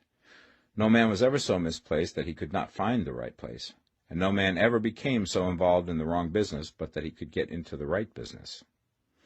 Hold the vision of yourself in the right business, with the purpose to get into it, and the faith that you will get into it, and are getting into it, but act in your present business. Use your present business as the means of getting a better one, and use your present environment as the means of getting into a better one. Your vision of the right business, if held with faith and purpose, will cause the Supreme to move the right business towards you, and your action, if performed in a certain way, will cause you to move towards the business. If you are an employee or wage earner and feel that you must change places in order to get what you want, do not project your thought into space and rely upon it to get you another job. It will probably fail to do so. Hold the vision of yourself in the job you want, while you act with faith and purpose on the job you have, and you will certainly get the job you want. Your vision and faith will set the creative force in motion to bring it toward you, and your action will cause the forces in your own environment to move you toward the place you want. In closing this chapter, we will add another statement to our syllabus. There is a thinking stuff from which all things are made, and which, in its original state, permeates, penetrates, and fills the interspaces of the universe. A thought in this substance produces the thing that is imaged by the thought. Man can form things in his thought, and, by impressing his thought upon formless substance, can cause the thing he thinks about to be created. In order to do this, man must pass from the competitive to the creative mind.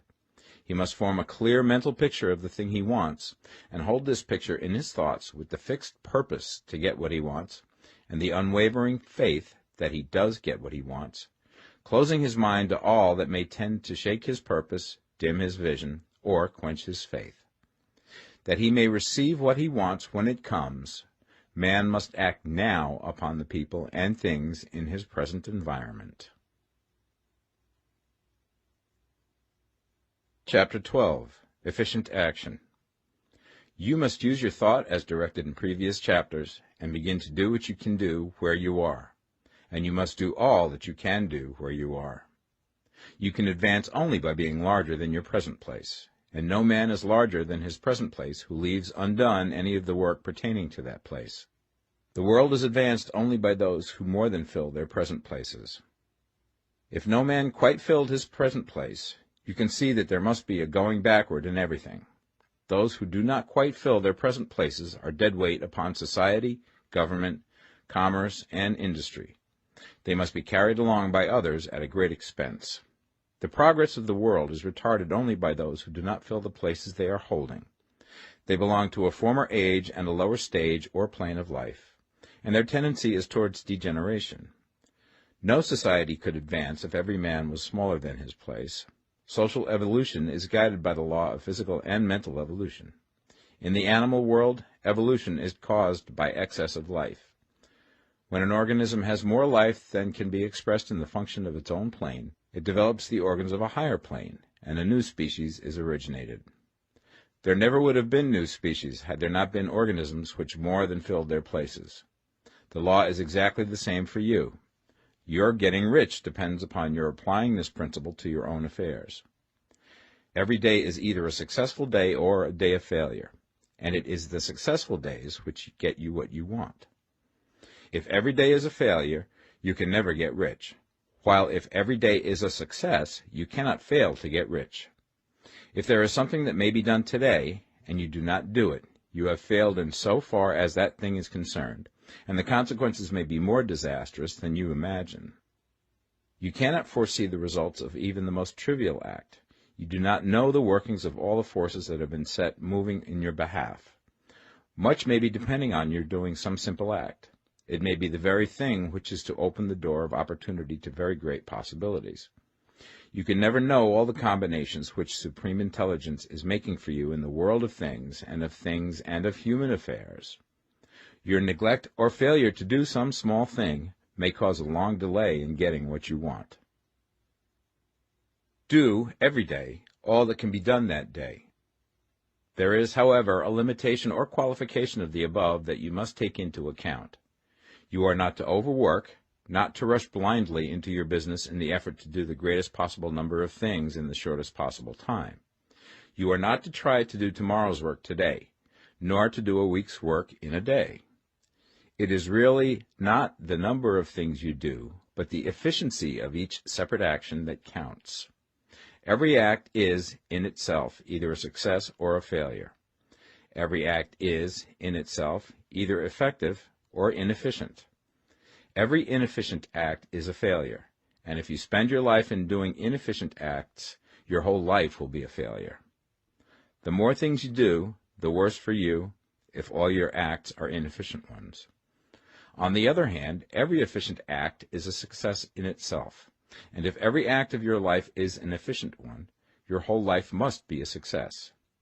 The cause of failure is doing too many things in an inefficient manner, and not doing enough things in an efficient manner. You will see that it is a self-evident proposition that if you do not do any inefficient acts, and if you do a sufficient number of efficient acts, you will become rich. If, now, it is possible for you to make each act an efficient one, you see again that the getting of riches is reduced to an exact science, like mathematics. The matter turns, then, on the questions whether you can make each separate act a success in itself, and this you certainly can do. You can make each act a success because all power is working with you, and all power cannot fail. Power is at your service, and to make each act efficient, you have only to put power into it. Every action is either strong or weak, and when everyone is strong, you are acting in the certain way which will make you rich. Every act can be made strong and efficient by holding your vision while you are doing it, and putting the whole power of your faith and purpose into it. It is at this point that the people fail who separate mental power from personal action. They use the power of the mind in one place and at one time, and they act in another place at another time. So their acts are not successful in themselves. Too many of them are inefficient. But if all power goes into every act, no matter how commonplace, every act will be a success in itself. And as in the nature of things, every success opens the way to other successes, your progress towards what you want and the progress of what you want toward you will become increasingly rapid. Remember that successful action is cumulative in its results. Since the desire for more life is inherent in all things, when a man begins to move towards larger life, more things attach themselves to him, and the influence of his desire is multiplied. Do, every day, all that you can do that day, and do each act in an efficient manner. In saying that you must hold your vision while you are doing each act, however trivial or commonplace, I do not mean to say that it is necessary at all times to see the vision distinctly to its smallest details. It should be the work of your leisure hours to use your imagination on the details of your vision, and to contemplate them until they are firmly fixed upon memory. If you wish speedy results, spend practically all your spare time in this practice. By continuous contemplation you will get the picture of what you want, even to the smallest details, so firmly fixed upon your mind and so completely transferred to the mind of formless substance, that in your working hours you need only to mentally refer to the picture to stimulate your faith and purpose, and cause your best effort to be put forth. Contemplate your picture in your leisure hours until your consciousness is so full of it that you can grasp it instantly. You will become so enthused with its bright promises that the mere thought of it will call forth the strongest energies of your whole being. Let us again repeat our syllabus, and by slightly changing the closing statements, bring it to the point we have now reached. There is a thinking stuff from which all things are made, and which, in its original state, permeates, penetrates, and fills the interspaces of the universe. A thought in this substance produces the thing that is imaged by the thought. Man can form things in his thought, and, by impressing his thought upon formless substance, can cause the thing he thinks about to be created. In order to do this, man must pass from competitive to the creative mind. He must form a clear mental picture of the thing he wants, and do, with faith and purpose, all that can be done each day, doing each separate thing in an efficient manner. Chapter 13. Getting into the right business. Success in any particular business depends for one thing upon your possessing in a well-developed state the faculties required in that business. Without good musical faculty, no one can succeed as a teacher of music. Without well-developed mechanical faculties, no one can achieve great success in any of the mechanical trades. Without tact and the commercial faculties, no one can succeed in the mercantile pursuits. But to possess in a well-developed state the faculties required in your particular vocation does not ensure getting rich. There are musicians who have remarkable talent and who yet remain poor. There are blacksmiths, carpenters, and so on who have excellent mechanical ability, but who do not get rich. And there are merchants with good faculties for dealing with men who nevertheless fail. The different faculties are tools. It is essential to have good tools, but it is also essential that the tools should be used in the right way. One man can take a sharp saw, a square, a good plane, and so on, and build a handsome article of furniture. Another man can take the same tools and set to work to duplicate the article, but his production will be a botch. He does not know how to use good tools in a successful way.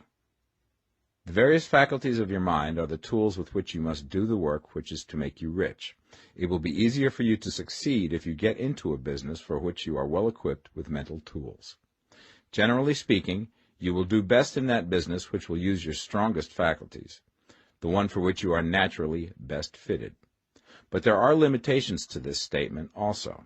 No man should regard his vocation as being irrevocably fixed by the tendencies with which he was born.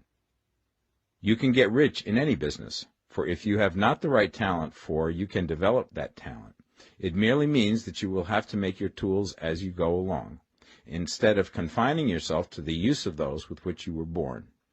It will be easier for you to succeed in a vocation for which you already have the talents in a well-developed state, but you can succeed in any vocation, for you can develop any rudimentary talent, and there is no talent of which you have not at least the rudiment. You will get rich most easily in point of effort if you do that for which you are best fitted, but you will get rich most satisfactorily if you do that which you want to do.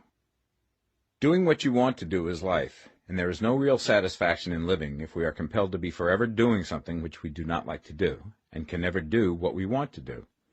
And it is certain that you can do what you want to do. The desire to do it is proof that you have within you the power which can do it. Desire is a manifestation of power. The desire to play music is the power which can play music seeking expression and development. The desire to invent mechanical devices is the mechanical talent seeking expression and development. When there is no power, either developed or undeveloped, to do a thing, there is never any desire to do that thing. And where there is strong desire to do a thing, it is certain proof that the power to do it is strong, and only requires to be developed and applied in the right way. All things else being equal, it is best to select the business for which you have the best developed talent. But if you have a strong desire to engage in any particular line of work, you should select that work as the ultimate end at which you aim. You can do what you want to do, and it is your right and privilege to follow the business or avocation which will be most congenial and pleasant. You are not obliged to do what you do not like to do, and should not do it except as a means to bring you to the doing of the thing you want to do. If there are past mistakes whose consequences have placed you in an undesirable business or environment, you may be obliged for some time to do what you do not like to do. If you feel that you are not in the right vocation, do not act too hastily in trying to get into another one. The best way, generally, to change business or environment is by growth. Do not be afraid to make a sudden and radical change if the opportunity is presented, and you feel after careful consideration that it is the right opportunity. But never take sudden or radical action when you are in doubt as to the wisdom of doing so. There is never any hurry on the creative plane, and there is no lack of opportunity. When you get out of the competitive mind, you will understand that you never need to act hastily. No one else is going to beat you to the thing you want to do. There is enough for all. If one space is taken, another and a better one will be opened for you a little further on. There is plenty of time. When you are in doubt, wait. Fall back on the contemplation of your vision, and increase your faith and purpose. And by all means, in times of doubt and indecision, cultivate gratitude. A day or two spent in contemplating the vision of what you want, and in earnest thanksgiving that you are getting it, will bring your mind into such close relationship with the Supreme that you will make no mistake when you do act. There is a mind which knows all there is to know, and you can come into close unity with this mind by faith and the purpose to advance in life if you have deep gratitude. Mistakes come from acting hastily, or from acting in fear or doubt, or in forgetfulness of the right motive, which is more life to all and less to none. As you go on in the certain way, opportunities will come to you in increasing number, and you will need to be very steady in your faith and purpose, and to keep in close touch with the all-mind by reverent gratitude. Do all that you can do in a perfect manner every day, but do it without haste, worry, or fear. Go as fast as you can, but never hurry. Remember that in the moment you begin to hurry, you cease to be a creator and become a competitor. You drop back upon the old plane again. Whenever you find yourself hurrying, call a halt. Fix your attention on the mental image of the thing you want, and begin to give thanks that you are getting it. The exercise of gratitude will never fail to strengthen your faith and renew your purpose. Chapter 14. The Impression of Increase. Whether you change your vocation or not, your actions for the present must be those pertaining to the business in which you are now engaged. You can get into the business you want by making constructive use of the business you are already established in, by doing your daily work in a certain way. And in so far as your business consists in dealing with other men, whether personally or by letter, the key thought of all your efforts must be to convey to their minds the impression of increase. Increase is what all men and women are seeking. It is the urge of the formless intelligence within them, seeking fuller expression. The desire for increase is inherent in all nature. It is the fundamental impulse of the universe. All human activities are based on the desire for increase. People are seeking more food, more clothes, better shelter, more luxury, more beauty, more knowledge, more pleasure. Increase in something, more life. Every living thing is under this necessity for continuous advancement. Where increase of life ceases, dissolution and death set in at once. Man instinctively knows this, and hence he is forever seeking more. This law of perpetual increase is set forth by Jesus in the parable of the talents. Only those who gain more retain any. From him who hath not shall be taken away even that which he hath. The normal desire for increased wealth is not an evil or a reprehensible thing. It is simply the desire for more abundant life. It is aspiration. And because it is the deepest instinct of their natures, all men and women are attracted to him who can give them more of the means of life. In following the certain way, you are getting continuous increase for yourself, and you are giving it to all with whom you deal. You are a creative center from which increase is given off to all. Be sure of this, and convey assurance of the fact to every man, woman, and child with whom you come in contact. No matter how small the transaction, even if it be only the selling of a stick of candy to a little child, put into it the thought of increase, and make sure that the customer is impressed with the thought. Convey the impression of advancement with everything you do, so that all people shall receive the impression that you are an advancing man, and that you advance all who deal with you. Even to the people whom you meet in a social way, without any thought of business, and to whom you do not try to sell anything, give the thought of increase. You can convey this impression by holding the unshakable faith that you, yourself, are in the way of increase, and by letting this faith inspire, fill, and permeate every action. Do everything that you do in the firm conviction that you are an advancing personality, and that you are giving advancement to everybody. Feel that you are getting rich, and that in doing so you are making others rich, and conferring benefits to all. Do not boast or brag of your success, or talk about it unnecessarily. True faith is never boastful. Wherever you find a boastful person, you find one who is secretly doubtful and afraid. Simply feel the faith, and let it work out in every transaction. Let every act and tone and look express the quiet assurance that you are getting rich, that you are already rich. Words will not be necessary to communicate this feeling to others. They will feel the sense of increase when in your presence, and will be attracted to you again. You must so impress others that they will feel that in associating with you they will get increase for themselves. See that you give them a use value greater than the cash value you are taking from them. Take an honest pride in doing this, and let everybody know it, and you will have no lack of customers. People will go where they are given increase, and the Supreme, which desires increase in all, and which knows all, will move towards you men and women who have never heard of you. Your business will increase rapidly, and you will be surprised at the unexpected benefits which will come to you. You will be able from day to day to make larger combinations, secure greater advantages, and to go on into a more congenial vocation if you desire to do so. You must never lose sight of your vision of what you want, or your faith and purpose to get what you want. Let me here give you another word of caution in regards to motives.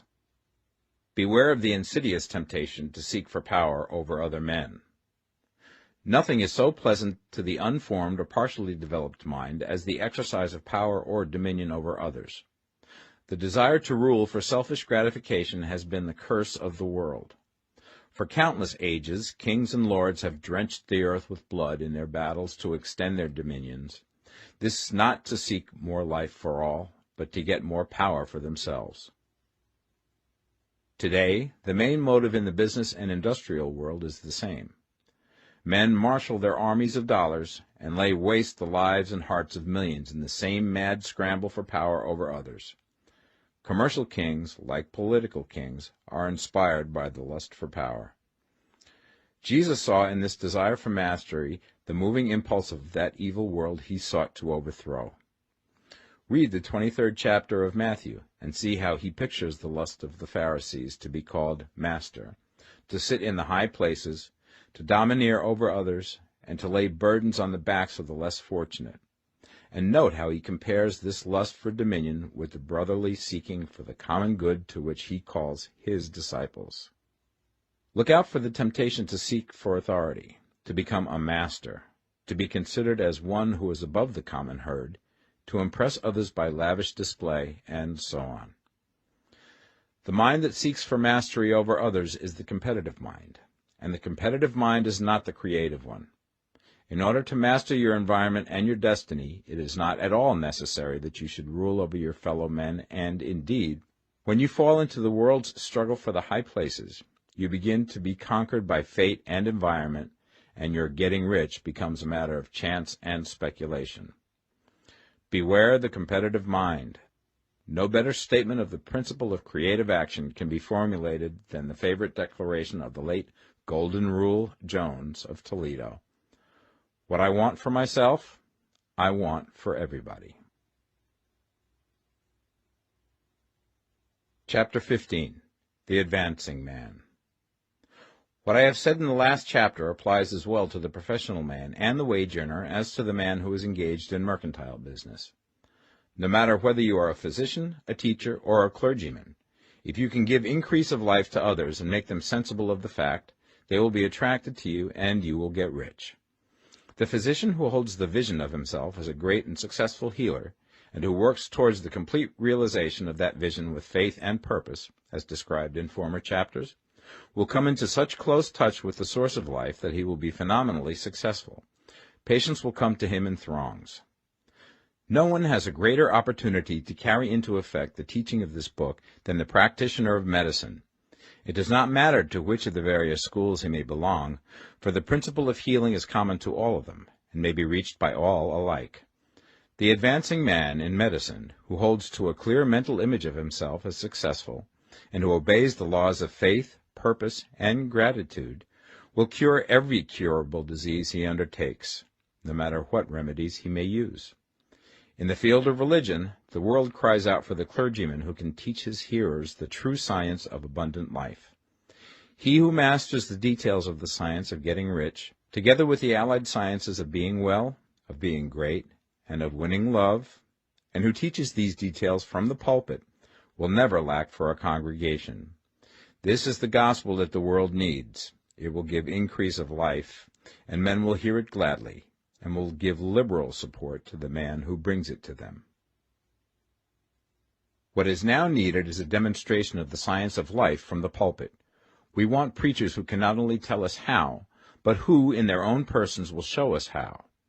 We need the preacher who will himself be rich, healthy, great, and beloved, to teach us how to attain to these things, and when he comes he will find a numerous and loyal following. The same is true of the teacher who can inspire the children with the faith and purpose of the advancing life. He will never be out of a job, and any teacher who has this faith and purpose can give it to his pupils. He cannot help giving it to them if it is part of his own life and practice.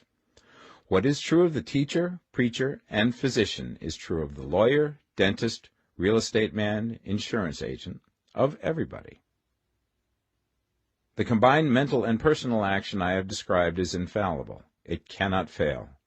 Every man and woman who follows these instructions steadily, perseveringly, and to the letter will get rich. The law of the increase of life is as mathematically certain in its operation as the law of gravitation. Getting rich is an exact science. The wage earner will find this as true of his case as of any others mentioned. Do not feel that you have no chance to get rich because you are working where there is no visible opportunity for advancement, where wages are small and the cost of living high. Form your clear mental vision of what you want and begin to act with faith and purpose. Do the work that you can do every day and do each piece of work in a perfectly successful manner.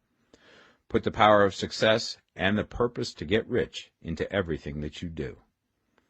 But do not do this merely with the idea of currying favor with your employer in the hopes that he or those above you will see your good work and advance you. It is not likely that they will do so. The man who is merely a good workman, filling his place to the very best of his ability, and satisfied with that, is valuable to his employer, and it is not to the employer's interest to promote him. He is worth more where he is. To secure advancement, something more is necessary than to be too large for your place. The man who is certain to advance is the one who is too big for his place, and who has a clear concept of what he wants to be, who knows that he can become what he wants to be, and who is determined to be what he wants to be. Do not try to more than fill your present place with a view to pleasing your employer. Do it with the idea of advancing yourself. Hold the faith and purpose of increase during work hours, after work hours, and before work hours. Hold it in such a way that every person who comes in contact with you, whether foreman, fellow workman, or social acquaintance, will feel the power of purpose radiating from you, so that everyone will get the sense of advancement and increase from you. Men will be attracted to you, and if there is no possibility for advancement in your present job, you will very soon see an opportunity to take another job. There is a power which never fails to present opportunity to the advancing man who is moving in obedience to law. God cannot help helping you if you act in a certain way. He must do so in order to help himself. There is nothing in your circumstances or in the industrial situation that can keep you down. If you cannot get rich working for the Steel Trust, you can get rich on a 10-acre farm. And if you begin to move in the certain way, you will certainly escape from the clutches of the Steel Trust and get on to the farm or wherever else you wish to be. If a few thousands of its employees would enter upon the certain way, the Steel Trust would soon be in a bad plight. It would have to give its working men more opportunity or go out of business. Nobody has to work for a trust. The trusts can keep men in so-called hopeless conditions only so long as there are men who are too ignorant to know of the science of getting rich, or too intellectually slothful to practice it. Begin this way of thinking and acting, and your faith and purpose will make you quick to see any opportunity to better your condition. Such opportunities will speedily come, for the Supreme, working in all and working for you, will bring them before you. Do not wait for an opportunity to be all that you want to be. When an opportunity to be more than you are now is presented, and you feel impelled toward it, take it. It will be the first step towards a greater opportunity. There is no such thing possible in this universe as a lack of opportunities for the man who is living the advancing life. It is inherent in the constitution of the cosmos that all things shall be for him and work together for his good, and he must certainly get rich if he acts and thinks in a certain way. So let wage-earning men and women study this book with great care, and enter with confidence upon the course of action it prescribes. It will not fail. Chapter 16. Some Cautions and Concluding Observations. Many people will scoff at the idea that there is an exact science of getting rich. Holding the impression that the supply of wealth is limited, they will insist that social and governmental institutions must be changed before even any considerable number of people can acquire a competence. But this is not true. It is true that existing governments keep the masses in poverty, but this is because the masses do not think and act in the certain way. If the masses begin to move forward as suggested in this book, neither governments nor industrial systems can check them. All systems must be modified to accommodate the forward movement. If the people have the advancing mind, have the faith that they can become rich, and move forward with the fixed purpose to become rich, nothing can possibly keep them in poverty. Individuals may enter upon the certain way at any time and under any government, and may make themselves rich. And when any considerable number of individuals do so under any government, they will cause the system to be so modified as to open the way for others. The more men who get rich on the competitive plane, the worse for others. The more who get rich on the creative plane, the better for others. The economic salvation of the masses can only be accomplished by getting a large number of people to practice the scientific method set down in this book and become rich. These will show others the way and inspire them with a desire for real life, with the faith it can be attained, and with the purpose to attain it. For the present, however, it is enough to know that neither the government under which you live nor the capitalistic or competitive system of industry can keep you from getting rich. When you enter upon the creative plane of thought, you will rise above all these things and become a citizen of another kingdom. But remember that your thought must be held upon the creative plane. You are never for an instant to be betrayed into regarding the supply as limited, or into acting on the moral level of competition. Whenever you do fall into old ways of thought, correct yourself instantly, for when you are in the competitive mind, you have lost the cooperation of the mind of the whole. Do not spend any time in planning as to how you will meet possible emergencies in the future, except as the necessary policies may affect your actions today. You are concerned with doing today's work in a perfectly successful manner, and not with emergencies which may arise tomorrow. You can attend to them as they come. Do not concern yourself with questions as to how you shall surmount obstacles which may loom upon your business horizon, unless you can see plainly that your course must be altered today in order to avoid them. No matter how tremendous an obstruction may appear at a distance, you will find that if you go on in the certain way, it will disappear as you approach it, or that a way over, through, or around it will appear. No possible combination of circumstances can defeat a man or woman who is proceeding to get rich along strictly scientific lines. No man or woman who obeys the law can fail to get rich, any more than one can multiply 2 by 2 and fail to get 4. Give no anxious thought to possible disasters, obstacles, panics, or unfavorable combinations of circumstances. It is time enough to meet such things when they present themselves before you in the immediate present, and you will find that every difficulty carries with it the wherewithal for its overcoming. Guard your speech. Never speak of yourself, your affairs, or of anything else in a discouraged or discouraging way. Never admit the possibility of failure, or speak in a way that infers failure as a possibility. Never speak of times as being hard, or of business conditions as being doubtful. Times may be hard and business doubtful for those who are on the competitive plane, but they can never be so for you. You can create what you want, and you are above fear. When others are having hard times and poor business, you will find your greatest opportunities. Train yourself to think of and to look upon the world as a something which is becoming, which is growing, and to regard seeming evil as being only that which is undeveloped. Always speak in terms of advancement. To do otherwise is to deny your faith, and to deny your faith is to lose it. Never allow yourself to feel disappointed.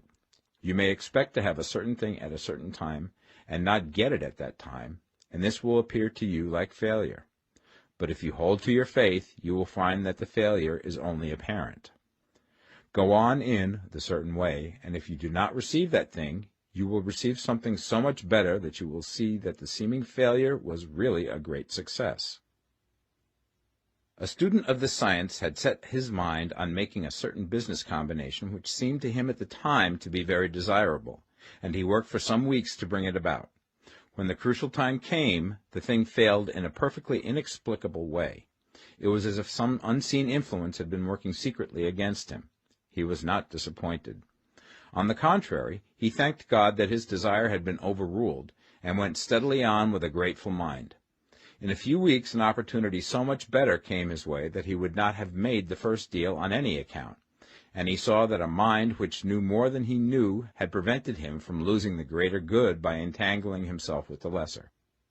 That is the way every seeming failure will work out for you, if you keep your faith, hold to your purpose, have gratitude, and do, every day, all that can be done that day, doing each separate act in a successful manner. When you make a failure, it is because you have not asked for enough. Keep on, and a larger thing than you were seeking will certainly come to you. Remember this. You will not fail because you lack the necessary talent to do what you wish to do. If you go on as I have directed, you will develop all the talent that is necessary to the doing of your work. It is not within the scope of this book to deal with the science of cultivating talent, but it is as certain and simple as the process of getting rich. However, do not hesitate or waver for fear that when you come to any certain place you will fail for lack of ability. Keep right on, and when you come to that place, the ability will be furnished to you. The same source of ability which enabled the untaught Lincoln to do the greatest work in government ever accomplished by a single man is open to you. You may draw upon all the mind there is for wisdom to use in meeting the responsibilities which are laid upon you. Go on in full faith. Study this book. Make it your constant companion until you have mastered all the ideas contained in it. While you are getting firmly established in this faith, you will do well to give up most recreations and pleasure, and to stay away from places where ideas conflicting with these are advanced in lectures or sermons. Do not read pessimistic or conflicting literature, or get into arguments upon the matter. Do very little reading, outside of the writers mentioned in the preface. Spend most of your leisure time in contemplating your vision, and in cultivating gratitude, and in reading this book. It contains all you need to know of the science of getting rich, and you will find all the essentials summed up in the following chapter. Chapter 17. Summary of the Science of Getting Rich. There is a thinking stuff from which all things are made, and which, in its original state, permeates, penetrates, and fills the interspaces of the universe. A thought in this substance produces the thing that is imaged by the thought. Man can form things in his thought, and by impressing his thought upon formless substance can cause the thing he thinks about to be created. In order to do this, man must pass from the competitive to the creative mind, otherwise he cannot be in harmony with the formless intelligence, which is always creative and never competitive in spirit. Man may come into full harmony with the formless substance by entertaining a lively and sincere gratitude for the blessings it bestows upon him. Gratitude unifies the mind of man with the intelligence of substance, so that man's thoughts are received by the formless. Man can remain upon the creative plane only by uniting himself with the formless intelligence through a deep and continuing feeling of gratitude. Man must form a clear and definite mental image of the things he wishes to have, to do, or to become, and he must hold this mental image in his thoughts, while being deeply grateful to the Supreme that all his desires are granted to him. The man who wishes to get rich must spend his leisure hours in contemplating his vision, and in earnest thanksgiving that the reality is being given to him. Too much stress cannot be laid on the importance of frequent contemplation of the mental image, coupled with unwavering faith and devout gratitude. This is the process by which the impression is given to the formless, and the creative forces set in motion. The creative energy works through the established channels of natural growth, and of the industry and social order. All that is included in his mental image will surely be brought to the man who follows the instructions given above, and whose faith does not waver. What he wants will come to him through the ways of established trade and commerce. In order to receive his own when it shall come to him, man must be active, and this activity can only consist in more than filling his present place. He must keep in mind the purpose to get rich through the realization of his mental image.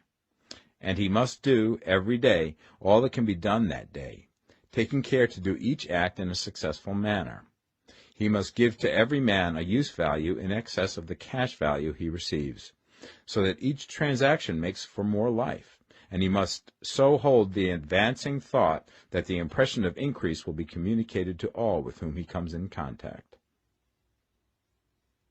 The men and women who practice the foregoing instructions will certainly get rich, and the riches they receive will be in exact proportion to the definiteness of their vision, the fixity of their purpose, the steadiness of their faith, and the depth of their gratitude.